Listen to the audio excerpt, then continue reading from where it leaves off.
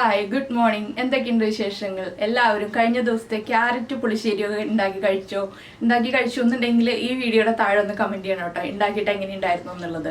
ഇന്നത്തെ നമ്മുടെ ഒരു മോരുകറിയാണ്. പുളിശ്ശേരി അല്ല കേട്ടോ, മോരുകറി. ഈസി ആയിട്ട് ഉണ്ടാക്കാൻ പറ്റുന്ന മോരുകറി. നമ്മുടെ പാവയ്ക്ക മോരുകറി. തേങ്ങയൊന്നും അരയ്ക്കണ്ട, തേങ്ങ അരയ്ക്കാതെ എളുപ്പത്തിൽ തയ്യാറാക്കാം. അപ്പോൾ ഞാൻ ഇങ്ങനെ കാര്യങ്ങൾ പറയുമ്പോൾ കഴിഞ്ഞ ദിവസം എനിക്കൊരു കമൻറ്റ് വന്നിരുന്നു, നിങ്ങൾ എന്തിനാണ് ബാച്ചിലേഴ്സിന് എന്ന് പറഞ്ഞിട്ട് എടുത്തു പറയുന്നത്? പെൺകുട്ടികൾക്ക് ചെയ്യാം എന്നുണ്ടെങ്കിൽ ആൺകുട്ടികൾക്കും ചെയ്യാം, എല്ലാവർക്കും ഒരുപോലെ ചെയ്യാം. ഞാൻ ബാച്ചിലേഴ്സിന് എന്ന് പറയുന്നത് കുക്കിംഗ് ഒട്ടും അറിയാത്ത ആളുകളെ ഉദ്ദേശിച്ചിട്ട് അവർക്ക് എളുപ്പത്തിൽ ചെയ്യാൻ പറ്റുന്നത് എന്ന് ഉദ്ദേശിച്ചിട്ടാണ് പറയുന്നത്. അപ്പോൾ അത് പറഞ്ഞത് ഇഷ്ടമായില്ലെങ്കിൽ ക്ഷമിക്കാം കേട്ടോ. അപ്പോൾ ചില ആളുകൾ പറയാറുണ്ട് ബാച്ചിലേഴ്സിനുള്ള റെസിപ്പികൾ ചെയ്യണം എന്ന് പറഞ്ഞിട്ട്.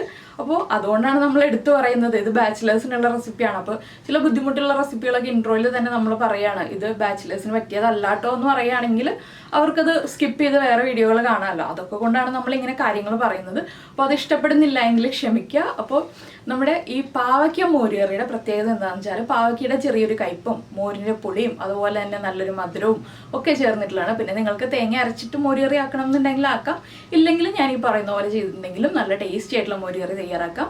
അപ്പോൾ നമുക്ക് പാവയ്ക്ക മോരുകറി ഉണ്ടാക്കാം. നമുക്ക് നമ്മുടെ ഇൻഗ്രീഡിയൻസ് നോക്കാം. നമ്മളിപ്പോൾ ഇത്രയുള്ളൊരു പാവയ്ക്ക എടുത്തിട്ടുണ്ട്. ഈ പാവയ്ക്കയുടെ പകുതി ആയാലും മതി കേട്ടോ. ഞാനിപ്പോൾ ഈ ഒരു പാവയ്ക്കയുടെ പകുതി എടുക്കുന്നുള്ളൂ. മുഴുവൻ എടുക്കണം എന്നുണ്ടെങ്കിൽ മുഴുവൻ എടുക്കാം. ഇതിലേക്കായിട്ട് 1.5 കപ്പ് തൈര് എടുത്തിട്ടുണ്ട്. അധികം പുളിയില്ലാത്ത തൈരാണ്, അതുകൊണ്ടാണ് 1.5 കപ്പ് എടുത്തിട്ടുള്ളത്. പുളിയുള്ള തൈരാണെങ്കിൽ 1 കപ്പ് മതി. പിന്നെ 2-3 ഉള്ളി റൗണ്ടിൽ കട്ട് ചെയ്ത് വെച്ചിട്ടുണ്ട്. 2 പച്ചമുളക് എടുത്തിട്ടുണ്ട്, കറിവേപ്പില എടുത്തിട്ടുണ്ട്. പിന്നെ ഇതിലേക്ക് ചേർക്കേണ്ട പൊടികളൊക്കെ നമുക്ക് ചേർക്കുമ്പോൾ പറയാം. പിന്നെ നിങ്ങൾക്ക് തേങ്ങ അരച്ച് ചേർത്തിട്ട് മോരുകറി ഉണ്ടാക്കണം എന്നുണ്ടെങ്കിൽ തേങ്ങ അരച്ച് ചേർത്തിട്ട് മോരുകറി ഉണ്ടാക്കാം, അല്ലെങ്കിൽ ഇതുപോലെ എളുപ്പത്തിൽ മോരുകറി ഉണ്ടാക്കാം. ഞാനിപ്പോൾ തേങ്ങ അരച്ച് ചേർക്കാത്ത മോരുകറിയാണ് ഉണ്ടാക്കി കാണിക്കുന്നത്. അപ്പോൾ ആദ്യം നമുക്ക് ഈ പാവയ്ക്ക ഒന്ന് കട്ട് ചെയ്തെടുക്കാം. പാവയ്ക്ക കട്ട് ചെയ്യുമ്പോൾ സാധാരണ പാവയ്ക്ക തീയലിനോ പാവയ്ക്ക തോരനോ ഒക്കെ കട്ട് ചെയ്യുന്ന പോലെയല്ല, കുറച്ച് വലിയതായിട്ടാണ് കട്ട് ചെയ്തെടുക്കേണ്ടത്. അപ്പോൾ ഇതൊന്ന് കഴുകിയെടുക്കട്ടെ. ഞാനിപ്പോൾ പാവയ്ക്കതാ പകുതി എടുത്തിട്ടുണ്ട്, കട്ട് ചെയ്ത് മാറ്റി ബാക്കിയുള്ള പകുതി. ഇനി നമുക്കിതിലേക്ക് എങ്ങനെയാണ് കട്ട് ചെയ്യുന്നതെന്ന് നോക്കാം. നമ്മുടെ മോരുകറിക്കായിട്ട് സാധാരണ പാവയ്ക്ക കട്ട് ചെയ്യുന്ന പോലെ തന്നെ 2ആയിട്ട് കട്ട് ചെയ്യുക. ഇതിൻ്റെ ഉള്ളിലുള്ള സീഡ്സൊക്കെ റിമൂവ് ചെയ്യുക.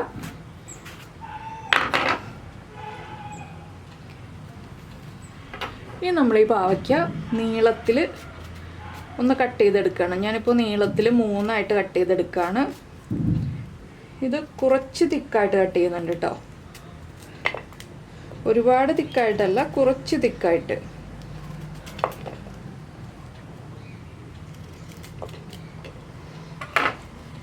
ഇതാ ഈ ഒരു വലിപ്പത്തിലാണ് ഞാനിപ്പോൾ പാവയ്ക്ക കട്ട് ചെയ്തെടുത്തിട്ടുള്ളത്.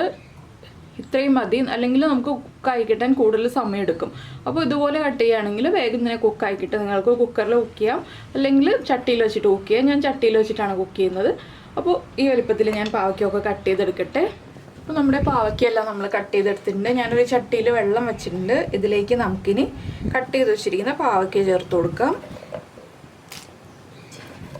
പാവയ്ക്ക കുക്കാകാൻ ആവശ്യത്തിലും കുറച്ച് കൂടുതൽ വെള്ളം ചേർക്കാം കേട്ടോ. എന്താണെന്ന് വെച്ചാൽ നമുക്ക് ഇതിലേക്ക് വെള്ളം ചേർത്തിട്ടല്ല ഞാൻ മോര് ആക്കിയെടുക്കുന്നത്. തൈരിലേക്ക് അധികം വെള്ളം ചേർക്കാതെയാണ് ഉടച്ചെടുക്കുന്നത്. അതുകൊണ്ടാണ് അധികം വെള്ളം വെച്ചിരിക്കുന്നത്. പാവയ്ക്കയ്ക്ക് മാത്രം നമ്മൾ തൈര് ജസ്റ്റ് ഒന്ന് വിപ്പ് ചെയ്തെടുക്കുകയുള്ളൂ, കട്ട ഒന്ന് ഉടച്ചെടുക്കുക മാത്രമേ ചെയ്യുള്ളൂ, വെള്ളം ചേർത്ത് ഉടച്ചെടുക്കില്ല. ഇനി നമ്മൾ എടുത്തു വെച്ചിരിക്കുന്ന പച്ചമുളക് ഇതുപോലെ ഒന്ന് കട്ട് ചെയ്തിട്ട് കൊടുക്കുക. വലിയ പച്ചമുളക് ആയതുകൊണ്ടാണ് ഞാൻ ഇതുപോലെ കട്ട് ചെയ്തിട്ട് കൊടുക്കുന്നത്. ഇതിലേക്ക് ഇനി ചേർക്കുന്നത് ഒരു 1/2 ടീസ്പൂൺ മഞ്ഞൾപ്പൊടി, അതുപോലെ തന്നെ 1/2 ടീസ്പൂൺ എരിവുള്ള മുളക് പൊടിയാണ്. കാശ്മീരി ചില്ലി പൗഡർ ആണെങ്കിൽ 3/4 ടീസ്പൂൺ വരെ ചേർക്കാം. പിന്നെ പാവയ്ക്കയ്ക്ക് ആവശ്യമായ ഉപ്പും ചേർത്ത് കൊടുക്കുക. ഇത്രയും ചേർത്ത് നന്നായിട്ടൊന്ന് ഇളക്കി അടച്ച് വയ്ക്കുക. പാവയ്ക്ക കുക്കായി കഴിയുമ്പോൾ നമുക്കിതിലേക്ക് ബാക്കിയുള്ള കാര്യങ്ങളൊക്കെ ചേർത്ത് കൊടുക്കാം. അപ്പോൾ നമ്മുടെ തൈരൊന്ന് ഉടച്ച് വയ്ക്കണം. ഒരു ഫോർക്ക് ഉപയോഗിച്ച് ഉടയ്ക്കാം, ഇല്ലെങ്കിൽ മിക്സിയിൽ ജസ്റ്റ് ഒന്ന് പൾസ് ചെയ്തെടുക്കാം. എങ്ങനെയാണെങ്കിലും ഒന്ന് കട്ട ഒന്ന് ഉടച്ചെടുക്കുക എന്നുള്ളത് മാത്രമേ ഉള്ളൂ. അപ്പോൾ ഇതൊന്ന് കുക്കായി വരട്ടെ. അപ്പോൾ നമ്മുടെ പാവയ്ക്ക നന്നായിട്ട് കുക്കായി വന്നിട്ടുണ്ട്. ഇതിലേക്ക് നമുക്കിനി ഒരു 1/4 ടീസ്പൂൺ ജീരകം പൊടിച്ചത് ചേർക്കാം. നല്ല ജീരകം പൊടിച്ചതാണ്, ചെറിയ ജീരകം. അതുപോലെ തന്നെ ഒരു 2 പിഞ്ച് ഉലുവപ്പൊടിയും ചേർക്കാം.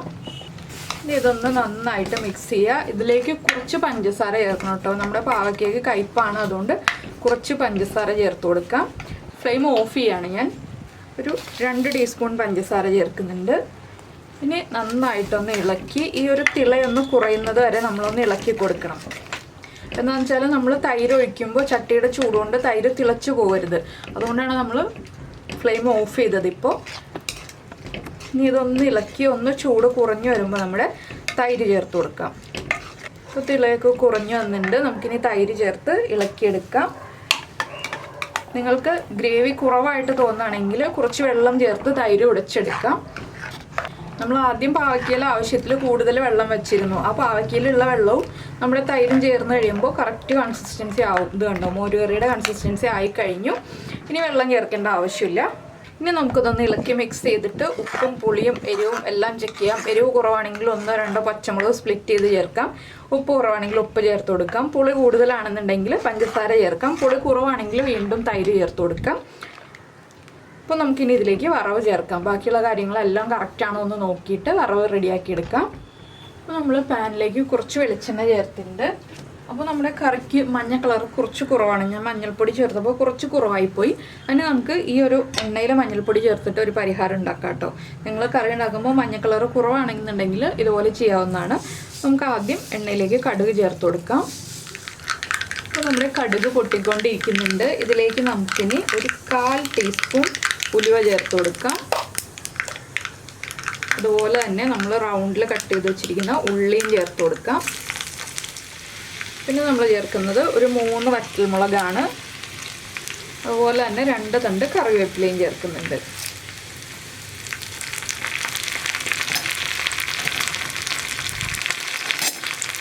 ഇനി ഉള്ളി ഒന്ന് ബ്രൗൺ ആയി വരുന്നത് വരെ ഇളക്കി കൊടുക്കുക. അപ്പോൾ വളരെ എളുപ്പമല്ലേ ഈ ഒരു റെസിപ്പി ചെയ്യാനായിട്ട്. ഒരു പാവയ്ക്കയുടെ പകുതി ഉണ്ടെങ്കിൽ കുറച്ച് തൈര് ഉണ്ടെങ്കിൽ നമുക്ക് അരയ്ക്കാതെ എളുപ്പത്തിലൊരു മോരുകറി ഉണ്ടാക്കാം. നിങ്ങൾ ഇതുപോലെ ട്രൈ ചെയ്ത് നോക്കിയിട്ടില്ലെങ്കിൽ ഉറപ്പായിട്ടൊന്ന് ട്രൈ ചെയ്ത് നോക്കിക്കോളൂ കേട്ടോ. നന്നായിട്ട് ഇഷ്ടപ്പെടും.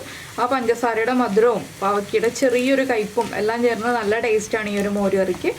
അപ്പോൾ എല്ലാവരും ട്രൈ ചെയ്ത് നോക്കുമെന്ന് വിചാരിക്കുന്നു. പിന്നെ നമ്മുടെ ചാനൽ ആദ്യമായിട്ട് കാണുകയാണ്, നമ്മുടെ വീഡിയോ പ്രസൻറ്റ് ചെയ്യുന്ന രീതിയൊക്കെ ഇഷ്ടമായിരുന്നുണ്ടെങ്കിൽ നമ്മുടെ ചാനൽ ഒന്ന് സബ്സ്ക്രൈബ് ചെയ്യണേ. സബ്സ്ക്രൈബ് ചെയ്യുന്നതിന് ഈ വീഡിയോയുടെ താഴെയുള്ള റെഡ് സബ്സ്ക്രൈബ് ബട്ടൺ ഒന്ന് ക്ലിക്ക് ചെയ്യുക. അതിൻ്റെ റൈറ്റ് സൈഡിലുള്ള ബെല്ലൈക്കണും ക്ലിക്ക് ചെയ്യുക. അപ്പോൾ ഓളെന്ന് പറഞ്ഞിട്ടൊരു ഓപ്ഷൻ കാണാം. ആ ഓളും കൂടി പ്രസ് ചെയ്തിട്ടുണ്ടെങ്കിൽ ഞാൻ എപ്പോഴും വീഡിയോ അപ്ലോഡ് ചെയ്യുമ്പോൾ നിങ്ങൾക്ക് നോട്ടിഫിക്കേഷൻ വരും. അപ്പോൾ നമ്മുടെ ഉള്ളിയുടെ കളറൊക്കെ ഒന്ന് മാറിയിട്ട് നമുക്ക് ഫ്ലെയിം ഓഫ് ചെയ്തിട്ട് ഇതിലേക്ക് ഒരു 1/4 ടീസ്പൂണും കൂടി മഞ്ഞൾപ്പൊടി ചേർത്ത് കൊടുക്കാം. ഫ്ലെയിം ഓഫ് ചെയ്തിട്ട് മാത്രം ചേർക്കാം കേട്ടോ, ഇല്ലെങ്കിൽ മഞ്ഞൾപ്പൊടി കരിഞ്ഞു പോവും. ഇനി ഈ മഞ്ഞൾപ്പൊടി ഒന്ന് കുക്കായി വരുന്നത് വരെ നന്നായിട്ടൊന്ന് ഇളക്കി കൊടുക്കുക. അതിനുശേഷം നമുക്കിത് കറിയിലേക്ക് ചേർത്ത് കൊടുക്കാം. അപ്പോൾ നമ്മുടെ വറവ് ഞാൻ എന്താ കറിയിലേക്ക് ചേർക്കുകയാണ്. ഇനി ഒന്ന് നന്നായിട്ട് ഇളക്കി മിക്സ് ചെയ്യുക. അപ്പോൾ കണ്ടോ, നമ്മുടെ മോരുകറി കാണാൻ തന്നെ നല്ല ഭംഗിയായി കഴിഞ്ഞു. ആ മഞ്ഞ കളറൊക്കെ കറക്റ്റായിട്ട് വന്നിട്ടുണ്ട്. ഇനി ഇതിപ്പോൾ ചൂട് കംപ്ലീറ്റ് മാറിയതിന് ശേഷം മാത്രം ഉപയോഗിക്കുക കേട്ടോ. ചൂടോടെ ഉപയോഗിക്കരുത്. ചൂടോടെ ഉപയോഗിച്ചിട്ടുണ്ടെങ്കിൽ ടേസ്റ്റ് അറിയാൻ പറ്റില്ല. ചൂട് കംപ്ലീറ്റ് മാറിയിട്ട് ചോറിൻ്റെ കൂടെ ചേർത്ത് കഴിക്കുക. ഒരു ദിവസം പുറത്ത് വെച്ചാലും മോശമായി പോകുന്നില്ല. ഫ്രിഡ്ജിൽ വെക്കേണ്ട ആവശ്യമില്ല. നമ്മൾ ഇന്ന് കറി ഉണ്ടാക്കിയിട്ട് നാളത്തേക്ക് ഫ്രിഡ്ജിലെടുത്ത് വെക്കണമെന്നില്ല. പുറത്ത് തന്നെ വെച്ചിട്ട് ഈ ഒരു ചട്ടിയിൽ തന്നെയാണെങ്കിൽ ചട്ടിയിൽ തന്നെ അടച്ചു വെച്ചിട്ട് നമുക്ക് ഉപയോഗിക്കാവുന്നേ ഉള്ളൂ നാളെയും. അപ്പോൾ നിങ്ങളെല്ലാവരും ട്രൈ ചെയ്ത് നോക്കുമെന്ന് വിചാരിക്കുന്നു. നമുക്ക് നമ്മുടെ അടുത്ത റെസിപ്പിയുമായിട്ട് അടുത്ത ദിവസം വീണ്ടും കാണാം.